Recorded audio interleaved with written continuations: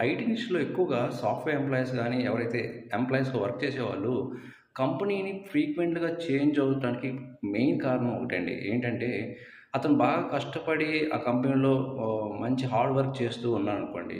But ఈ hikes టైమ్‌లో, appraisal టైమ్‌లో ఏమవుతుందంటే, ఎవరైతే కొంచెం యావరేజ్‌గా చేసుంటారో వాళ్ళకి ఎక్కువ హైక్స్ ఇచ్చి, అండ్ ఈ క్యాండిడేట్ ఎవరైతే బాగా హార్డ్ వర్క్ చేసి ఉన్న క్యాండిడేట్‌కి తక్కువ హైక్స్ ఇచ్చారంటే అప్పుడేమవుతుందంటే, ఈ డిజర్వ్ క్యాండిడేటు ఎవరైతే ఇంత మంచి టాలెంటెడ్ క్యాండిడేట్ ఏమవుతారంటే, కంపెనీ స్విచ్ అవ్వడానికి ట్రై చేస్తాడు. ఈ టాలెంటెడ్ క్యాండిడేట్ గాని, ఆ కంపెనీ నుండి వేరే కంపెనీకి స్విచ్ అయితే, ఎట్ ఏ టైమ్ 50-100% హైక్ రావడానికి ఛాన్స్ ఉంటుంది.